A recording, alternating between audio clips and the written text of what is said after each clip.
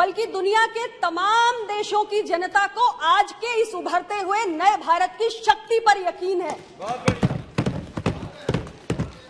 आज भारत दुनिया के तमाम देशों के लिए एक उदाहरण बन चुका है और यही कारण है कि आज दुनिया के एक नहीं, दो नहीं, तीन नहीं, 14 देश ऐसे हैं जिन्होंने अपने सर्वोच्च राष्ट्रीय सम्मान से भारत के प्रधानमंत्री को अलंकृत किया है। लेकिन फिर भी हमारे विपक्ष के साथी परेशान हैं। हमारे विपक्ष के साथी बहुत दानी जी, अपनी व्याकुलता को थोड़ा विश्राम दीजिए, सुनने का धैर्य रखिए। सुनिए, मैं सबकी बात धैर्यपूर्वक सुनती हूँ, बिना किसी को हैकल किए, इसलिए सुनिए। अध्यक्ष महोदया, मैं सिर्फ इतना ही कहना चाहती हूँ कि करोड़ों भारतवासियों को सरकार पर विश्वास है। दुनिया के देशों में भारत उदाहरण बन रहा है, लेकिन हमारे विपक्ष के साथी इस लोकसभा के अंदर अविश्वास प्रस्ताव ला रहे हैं। इसलिए क्योंकि लोकतंत्र में आपकी कोई आस्था है ही नहीं और ये पूरा देश जानता है। सदन में आपका आचरण, आप जिस तरीके से संसदीय परंपराओं का अपमान करते हैं, शोरगुल करते हैं, बहिष्कार करते हैं, सदन को चलने नहीं देते हैं, हर चर्चा से आप भागते हैं कोई ना कोई नया बहाना बनाकर। पूरा देश देख रहा है, पूरा देश देख रहा है। अध्यक्ष जी, 16वीं लोकसभा में मैं पहली बार सांसद बनके यहां आई थी 2018 में। चुनाव के ठीक 1 वर्ष पूर्व अविश्वास प्रस्ताव इसी प्रकार हमारे विपक्ष के साथियों द्वारा लाया गया और अब देखिए 2024 में चुनाव है, 2023 में फिर से अविश्वास प्रस्ताव आ गया। अध्यक्ष महोदया, यह बार बार अविश्वास प्रस्ताव चुनाव के पहले आता है, ये बड़ा खास हथकंडा है और हमारे विपक्ष के साथी जो इस समय बहुत निराश हैं, जो हमारे एनडीए गठबंधन की स्थिति है, हमारे विपक्ष के साथियों के अंदर हताशा है, हम सब जानते हैं। और फिर इस चुनावी हथकंडे का प्रयोग किया जाता है क्योंकि कहीं ना कहीं इनको लगता है कि शायद ऐसा करके हमारी राजनीतिक जमीन मजबूत हो जाएगी, शायद चुनाव से पहले कोई ना कोई अप्रत्याशित चुनावी लाभ हमें प्राप्त हो जाएगा। और इसी कारण बार बार इसका प्रयोग किया जाता है। लेकिन मैं अपने विपक्ष के विद्वान साथियों को इतना ही कहना चाहती हूं कि आपकी बहुत बड़ी भूल है, क्योंकि जब आप हमारी सरकार के ऊपर, हमारे एनडीए गठबंधन के ऊपर और मोदी जी की लीडरशिप के ऊपर अविश्वास व्यक्त करते हैं, तब देश की जनता आने वाले चुनाव में अपने और भी बड़े विश्वास से आपके अविश्वास को खारिज करने का काम करती है। अध्यक्ष महोदया, 2014 से बड़ा जनादेश हमें 2019 में प्राप्त हुआ। ये मैं अहंकारवश नहीं कह रही हूं, ये सत्य है। और 2019 से बड़ा जनादेश 2024 में मोदी जी के नेतृत्व में प्राप्त होगा। ये अहंकार नहीं है और ये कोई जुमला भी नहीं है, ये जनता के विश्वास के कारण मैं कह रही हूं। अध्यक्ष जी, मैं अपने विद्वान विपक्ष के साथियों से कहना चाहती हूं कि जनता का विश्वास प्राप्त करने के लिए जनता के मन में उतरना पड़ता है। और 9 वर्षों में हमारी सरकार ने अपने कार्यों से, जन सेवा के जो कार्य हमने किए, जनता के कल्याण के जो कार्य हमने किए, हमने जनता के दिल में जगह बनाई है। और जनता के मन में जगह बनाने के कारण मैं कह रही हूं कि 2019 से बड़ा जनादेश हम 2024 में लेकर आएंगे। मैंने पहले भी कहा कि आपके आचरण, आपके रवैये को भी देखा है, देश की जनता ने देख रही है और हमारे विकास के मॉडल को भी देखा है। हमारा विकास का मॉडल जिसके केंद्र में है गरीब का कल्याण। अध्यक्ष जी, इस वर्ष हम आजादी के 76 वर्ष पूरे करेंगे। संविधान सबको बराबरी का अधिकार देता है। आजादी के 76 वर्षों में भी क्या देश के अंदर कोई भी ऐसा व्यक्ति होना चाहिए जिसे मूलभूत सुविधाओं की गारंटी ना हो? हमारी सरकार ने, मुझे गर्व है, इस बारे में सोचा। 3 करोड़ से ज्यादा प्रधानमंत्री आवास, 12 करोड़ शौचालय, 12 करोड़ नल से जल का कनेक्शन, कोरोना काल में 80 करोड़ गरीबों को मुफ्त अनाज, 48 करोड़ से ज्यादा बैंकों के खाते, 3 करोड़ से ज्यादा बिजली के कनेक्शन, 10 करोड़ से ज्यादा उज्ज्वला गैस के सिलेंडर, 23 करोड़ लोगों को आयुष्मान भारत स्वास्थ्य बीमा। अध्यक्ष जी, मैं इस सदन से पूछना चाहती हूं, ये कौन लोग हैं? समाज का ये कौन सा तबका है जिसके पास आजादी के बरसों बाद सिर पे छत नहीं, पीने को पानी नहीं, जहां महिलाएं एक शौचालय के लिए तरसती हैं, जिनके पास बैंकों में खाते नहीं, बैंकों के दरवाजे जिनके लिए बंद हैं, जो बीमारी में इसलिए मर जाते हैं क्योंकि इलाज के पैसे नहीं। कौन सा तबका है ये समाज का वो वर्ग है जो दलित है, पिछड़ा है, कमजोर है, वंचित है, सालों तक वंचित रहा है, और उसके लिए, उसके हितों के बारे में मोदी जी की सरकार ने सोचा है। अध्यक्ष जी, ये आंकड़े बहुत कुछ कहते हैं, बहुत कुछ कहते हैं जो शायद हमारे विपक्ष के साथी समझकर भी समझना नहीं चाहते। लेकिन जो देश का दलित है, पिछड़ा है, गरीब है, वंचित है, जिसने सही मायनों में समझा नहीं कि भारत के लोकतंत्र और आजादी का सुख क्या होता है, उसको इन आंकड़ों की कीमत समझ में आती है, इन आंकड़ों का महत्व समझ में आता है। हमारे विपक्ष के साथी स्वीकार करें न करें, लेकिन एनडीए सरकार के गरीबी उन्मूलन के प्रयासों को वैश्विक संस्थाओं द्वारा मान्यता मिली है। सभापति महोदया, आईएमएफ ने हाल ही में अत्यधिक गरीबी को समाप्त करने का श्रेय मोदी जी की सरकार को दिया है। दुर्भाग्य है, आप इन उपलब्धियों को नहीं देख सकते, ना हमारे प्रयासों को देख सकते हो, ना हमारी मंशा को स्वीकार करने के लिए तैयार हैं। लेकिन क्या सच से मुंह फेर लेने से सच बदल जाता है? अध्यक्ष महोदया, दबी जुबान से ही सही, खुले मन से न सही, लेकिन हमारे विपक्ष के साथी ये स्वीकार तो करेंगे ही कि हमारी सरकार ने गरीब का कल्याण किया है और सामाजिक व्यवस्था में सबसे निचले पायदान पे जीने वाले लोगों की पीड़ा को समझा है। ये राजनीति का वो युग है मोदी जी के राज में, जहां वंचित वर्गों को सबसे निचले पायदान से उठाकर उन्हें मुख्य धारा में लाने के एक नहीं अनेक प्रयास हुए हैं। सामाजिक न्याय के मापदंडों पर हमारी सरकार ने एक ऐसा उदाहरण पेश किया है जिसको आने वाली सरकारों को अनुसरण करने की आवश्यकता है। देश के सर्वोच्च संवैधानिक पद पर राष्ट्रपति के पद को कौन सुशोभित कर रहा है? सामाजिक व्यवस्था के सबसे निचले पायदान से आने वाली परम श्रद्धेय राष्ट्रपति जी श्रीमती द्रौपदी मुर्मू जी। ये लोकतंत्र की ताकत नहीं तो और क्या है? अध्यक्ष जी, सवाल यह है कि पहले की सरकारों में ऐसी पहल क्यों नहीं हुई? एक आदिवासी महिला लोकतांत्रिक व्यवस्था में सर्वोच्च पद पर आसीन हो, ऐसा ख्याल क्यों नहीं आया?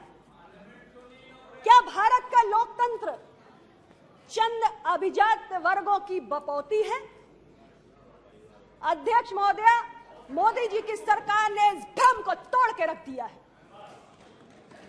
हमारे मंत्रिमंडल को देखिए और आज मंत्रिमंडल में पिछड़े, दलित, वंचित की भागीदारी को देखिए। पूर्व की सरकारों के मंत्रिमंडल के स्वरूप को भी स्मरण कर लीजिए। ज्यादा कुछ कहने की आवश्यकता मुझे नहीं है। कितने पिछड़ों को, दलितों को, आदिवासियों का अपने मंत्री बनाया था। पीछे की पंक्ति में बैठने का काम नहीं करेगा इस देश का दलित, पिछड़ा, आदिवासी अग्रिम पंक्ति में आकर बैठेगा। ये मोदी जी ने व्यवस्था को बदलने का काम किया है। केंद्रीय विद्यालय, नवोदय विद्यालय, सैनिक स्कूल, इसमें पिछड़े वंचित समाज के बच्चे भी जाकर पढ़े। ये पहले किसी ने क्यों नहीं सोचा? रोका था क्या आपको किसी ने? राष्ट्रीय पिछड़ा वर्ग आयोग को संवैधानिक दर्जा देने की मांग अध्यक्ष जी हमारे विद्वान साथी है कितने वर्षों तक इस संसद के अंदर उठी है? क्या कुछ काम हुआ उस पर? अगर नहीं हुआ तो क्यों नहीं हुआ? मैं जो सवाल पूछ रही हूं उसका तो जवाब दो। अरे 2011 में आपने क्यों नहीं कराई? 2011 में आपने क्यों नहीं कराई? 2011 में जातीय जनगणना आपने क्यों नहीं कराई? आपको किसने रोका था? मैं पूछना चाहती हूं आप लोगों से। अरे अपने गिरेबान में झांक के देखो। अध्यक्ष जी, नीट की परीक्षा में पीजी के एडमिशंस में ऑल इंडिया कोटा के तहत पिछड़ों का कोटा, पिछड़ों को इसमें प्रतिनिधित्व मिले, ये मांग भी कब से उठ रही है? 2014 में मोदी जी की सरकार है, ये तो उससे पहले से उठ रहा है विषय। क्यों नहीं चिंता की गई? क्यों नहीं चिंता की गई? क्या मोदी जी का इंतजार कर रहे थे? और आज मैं कहना चाहती हूं सभापति महोदया, इस देश के पिछड़े दलित आदिवासी समुदाय से आने वाले युवा अभ्यर्थी राज्यों की तमाम प्रतियोगी परीक्षाओं में सामान्य से ज्यादा कट ऑफ अंक लाने का काम कर रहे हैं। कहीं योग्यता का अभाव नहीं है, कहीं काबिलियत का अभाव नहीं है। अभाव है किस चीज का? अभाव है अवसरों का, अभाव है इच्छा शक्ति का। और इस सदन में मैं कहना चाहती हूं कि दलित, पिछड़े, कमजोरों के हक में फैसले लेने की इच्छा शक्ति हमारी सरकार ने दिखाई है। इस देश के वंचित तबके को, पिछड़ों को, दलितों को, कमजोरों को मोदी जी के नेतृत्व में यकीन है, विश्वास है, आपको हो ना हो। हमें युवाओं के भविष्य की चिंता है। हमारी सरकार बताती हूं अभी, हमारी भारत दुनिया का सबसे युवा देश है।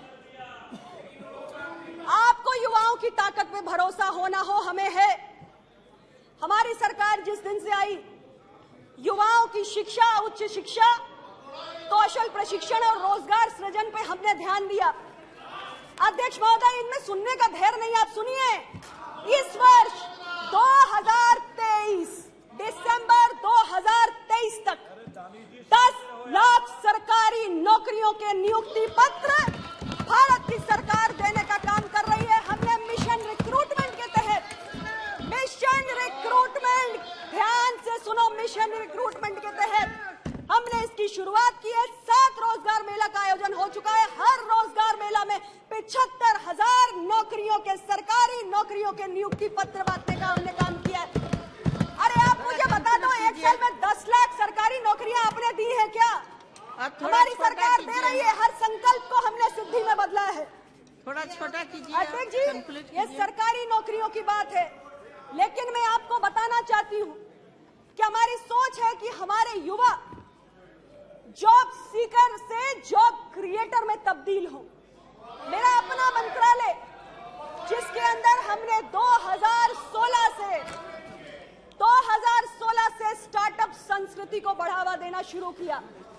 2016 से पहले इस देश के अंदर कुछ 100 स्टार्टअप हुआ करते थे, लेकिन आज मैं गर्व से कहती हूं कि 2016 के बाद हमारे मंत्रालय, हमारी सरकार के प्रयासों से भारत दुनिया का तीसरा सबसे बड़ा स्टार्टअप बन के उभरा है।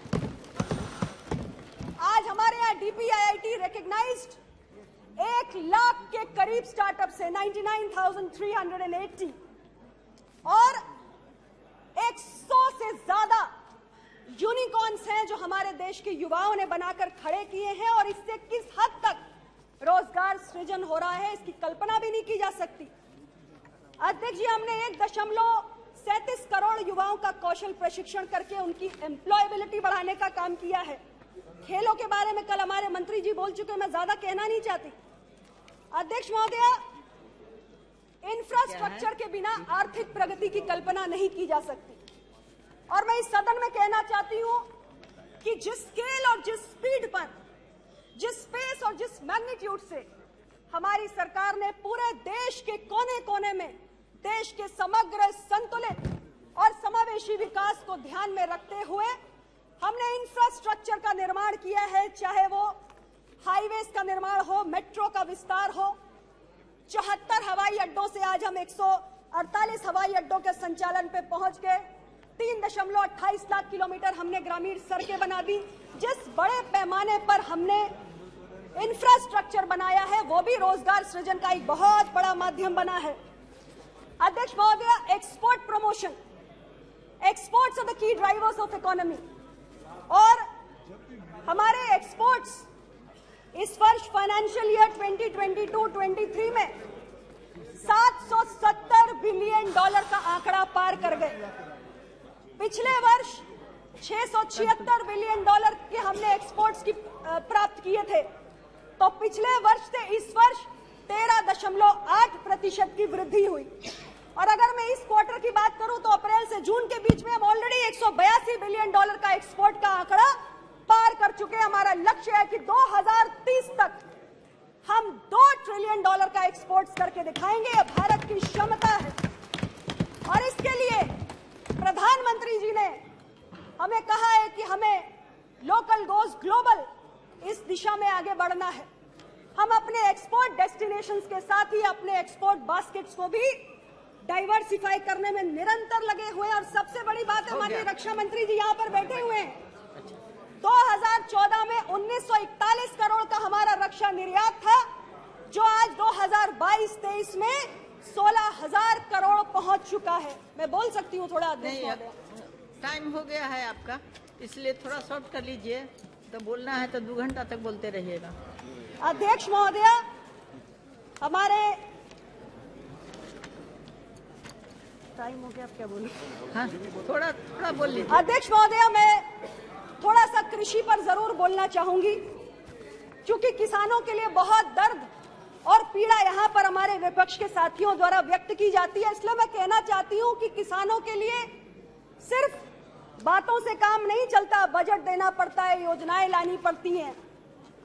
11 करोड़ से ज्यादा की धनराशि प्रधानमंत्री किसान सम्मान निधि के माध्यम से किसानों के खाते में डायरेक्ट बेनिफिट ट्रांसफर करके दिखाया हमने। 1 लाख करोड़ का एग्रीकल्चर इंफ्रास्ट्रक्चर फंड खड़ा किया हमने। और कृषि बजट में 2013-14 से आज 2023-24 में हमने 5.7 गुना की वृद्धि की है। जो हमारा बजट 2013-14 में 21,933 करोड़ हुआ करता था, वो आज बढ़कर 1,25,036 करोड़ हो चुका है। आज देश में खाद्यान्न का रिकॉर्ड उत्पादन हो रहा है। 265 MMT से बढ़कर 323 MMT हो चुका है।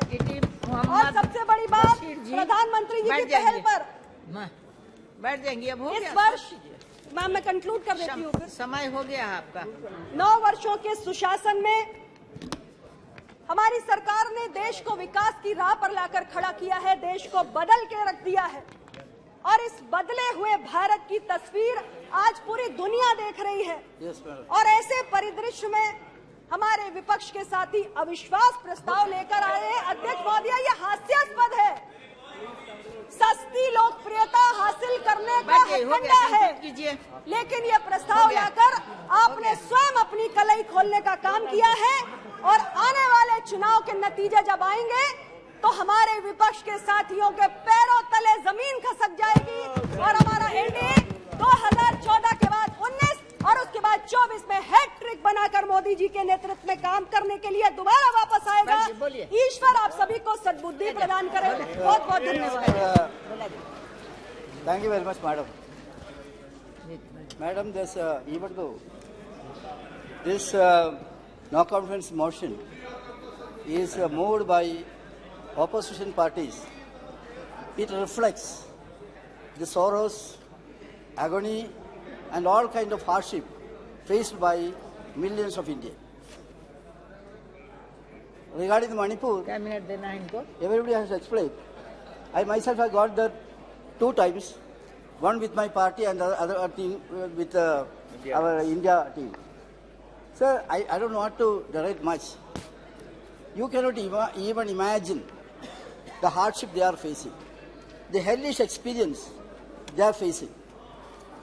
We have visited, madam, in a place where 1,300 inmates are there. That is suburban of Imphal. 4 months in a camp. Madam, we are all human beings. we can very well imagine how deplorable is the situation. And madam, we went there, our team went there. What was your approach? What was your approach? You foo-fooed it. You made it a joke. You even went up to saying that ours was a kind of what is called show-off and political tourism. When we went there, you told that it is political tourism.